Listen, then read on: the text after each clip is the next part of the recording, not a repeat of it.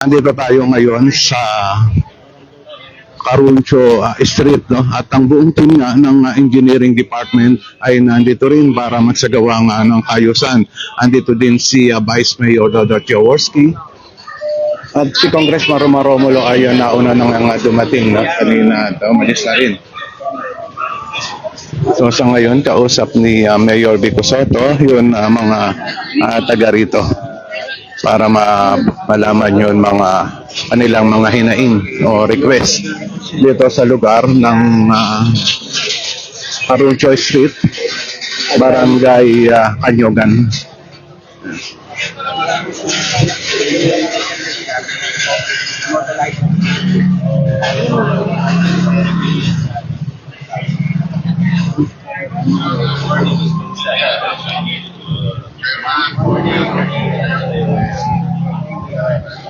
Yan, no? Kaibigan, kahapon meron tayong magandang programa na i-live doon sa Barangay Bangbang, yun Pasig Emergency Go Bag. Yun ay talagang maganda at malaking tulong sa mga Pasigueño dahil maganda yun mga laman. Bag pa lang talagang panalo na yun na emergency go bag na yun. Yun ay niya house to house. Kahapon nga nagsimula doon sa Barangay Bangbang. Doon ang unang araw ng pamamahagi noon na go bag. At ngayon araw na ito ay dito sa Barangay Kanyogan at sa Barangay Ugong ang distribution. Ihanda lang ng mga taga-barangay, mga taga-barangay Ugong at ng barangay Kanyogan yung kanilang mga ID at yun para makita ng mga namamahagi at yung QR code labas na rin nila. Yun lang ang kailangan. Kagaya ng pamamahagi ng pamaskuhan doon. Yun ang ginagawa. So ito si Vice Mayor Dodot Jaworski na nandito rin. Ayan. Nakikipagkamustahan din sa mga taga rito. Ito yun ang maganda talaga kay Vice Mayor Dodot Jaworski. Si Vice Mayor Dodot Jaworski, weekly meron siyang programa na isang guni. No? Yung isang guni doon, umupunta siya sa iba't ibang barangay para maidulog sa kanya yung mga problema ng mga tao. Kagaya na nakaraan ay nandun tayo sa Barangay Santo Tomas. Doon talagang nakita natin at napakinggan yun mga request ng mga tao. Kasi para magamit hindi ako magamit. Tapos yan.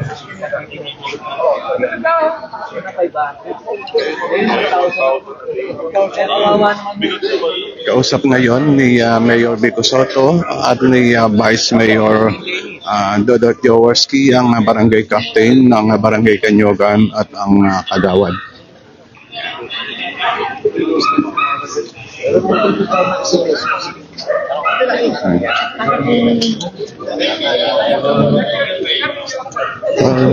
Sunod lang tayo kay Vice Mayor Dodot Jaworski at kay Mayor Vico Soto na tuloy-tuloy yung paglalakad at pagpa-picture na rin ng mga tao. No? Yan, nagpapa-picture yung mga tao sa kanila. So, kaibigan, ito ang Oplan Kayusan.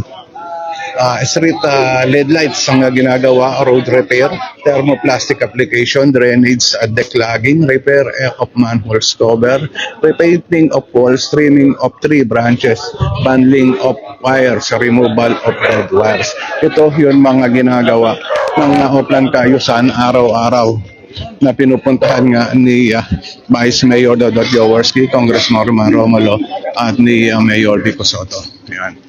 At ang pinaka-importante doon mga kaibigan, yun nakakausap nila yun mga tao para doon sa mga iba pang hinaing nila, ibang mga problema nila ay naidudulog nila kay Mayor Vico Soto.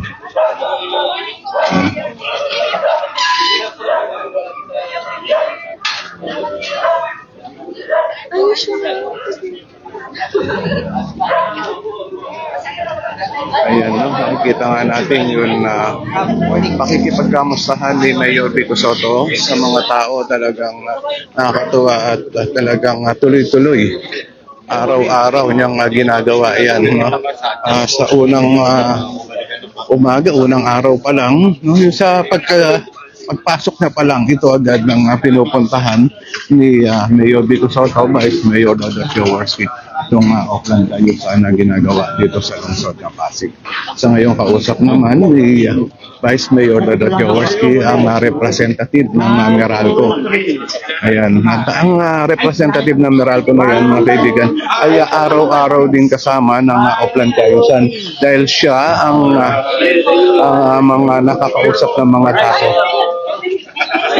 para doon sa mga concern nila kaugnay sa mga kable ng kuryente, poste na mga tagilid na.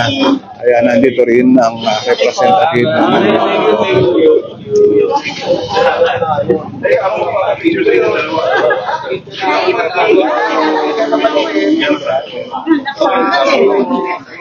kay Melinda Atienza. Good morning po to Mayor Vico, Vice Dodot. Kayo talaga ang huwaran public servant. Totoo yan comment na yan. Talagang yung serbisyo nakikita natin araw-araw. Mga pala, no, ngayon na araw na ito, meron na pamamahagi house to house ng Pasig Emergency Go Bag. At ang schedule ngayon na araw na ito ay nandito sa Barangay Kanyogan at sa Barangay Ugong. Kahapon nagsimula yon doon sa Barangay Bangbang. So lahat ng barangay ay pupuntahan ng mga distributor at mabibigyan ang mga bawat pamilya ng Pasigueño.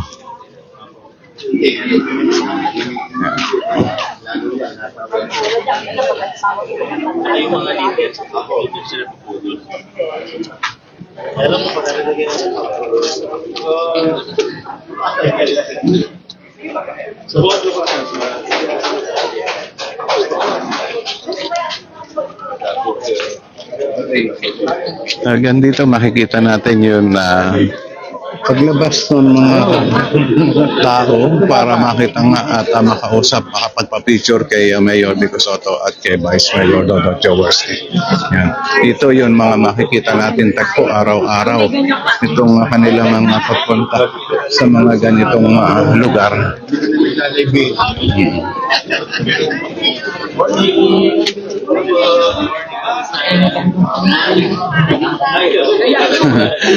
Ayun, maganda naman ang comment ni Melinda Atienza. Sana ganun nga ang mangyari kay nitong comment po na to. Yan. So ito, no, yun yung sanitation team, makita natin yun ginagawa nga nila, naglalagay sila ng trap ng daga at yan ay ipinamimigay na rin nila. So kausap ngayon ni Vice Mayor Dodo Jaworski, yun representative ng Meralco, at ang kanilang ang pinag-uusapan itong poste ng Meralco. Ayan, at yun sa labid na kable ng mga telecommunication company na nakakabit doon sa poste ng Meralco. So,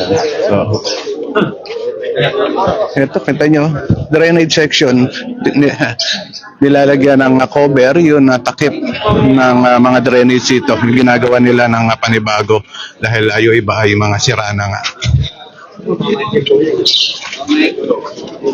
Ayun, kay Melinda Atienza and Mayor Vico Soto, more higher position. Siguro sana dumating yung ganyan, baka nga maging presidente pa ng Pilipinas, mas maganda, di ba? Ayun, pumasok si Mayor Vico Soto doon sa banda dito, sundan natin. At kinakamusta nga yun mga taga rito. Nandito tayo sa isang eskinita na, so masikip na dito sa lugar na yan.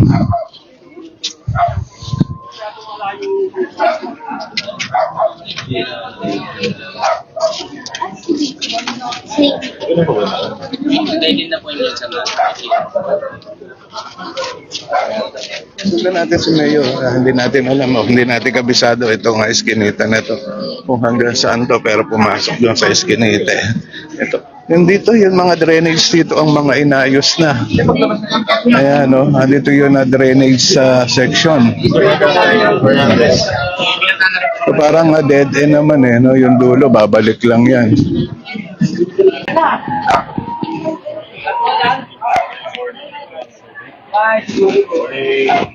Ayun, kay Ma'am Cynthia Tamay. Good morning po sa iyo, no? Yeah.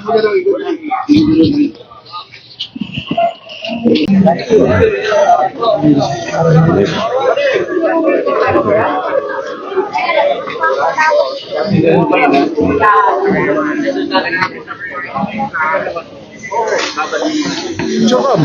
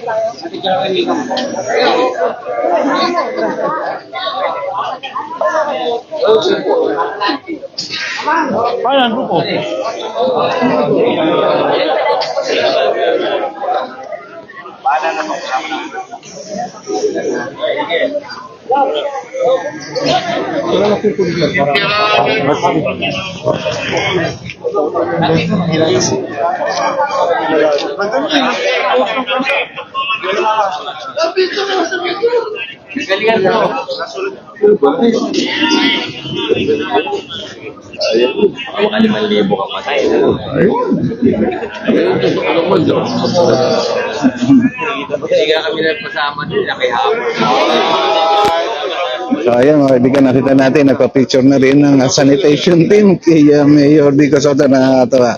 Yan ay araw-araw rin kasama ni dito sa Upland Cayusan na ginagawa, ano, yun sanitation team. Gawa mo ng laruan na pag ay, wala siyang play. Nahabol niya ito. Wala siyang play. Ulit na lang ang kalaruan niya.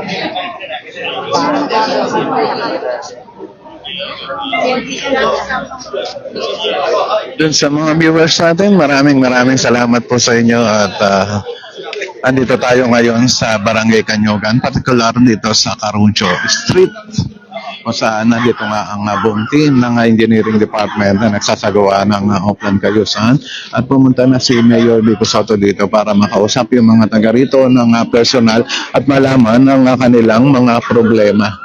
Ayan, makita nga natin yung paggalang talaga ni Mayor Vico Soto sa mga senior citizen. Ay, hindi natin na talagang makikita natin. Yun.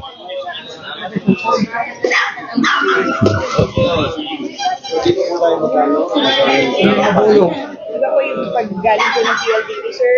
Kakaliwa po yung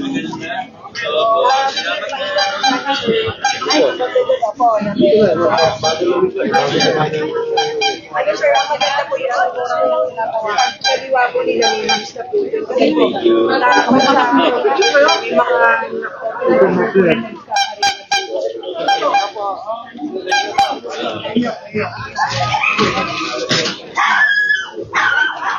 Good morning, Kap. Para makikita mo sa Facebook, may pagkain.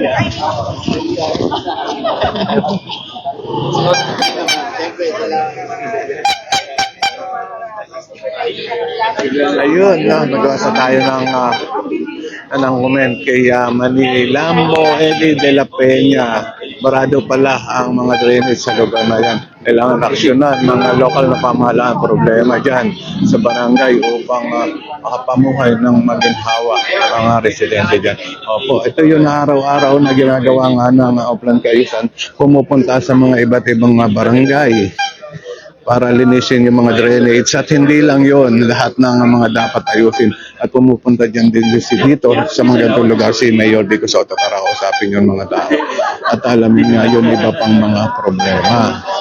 Ito yung matagal nang ginagawa dito sa lungsod ng Pasig, halos 2 taon na o magtatatlong taon na.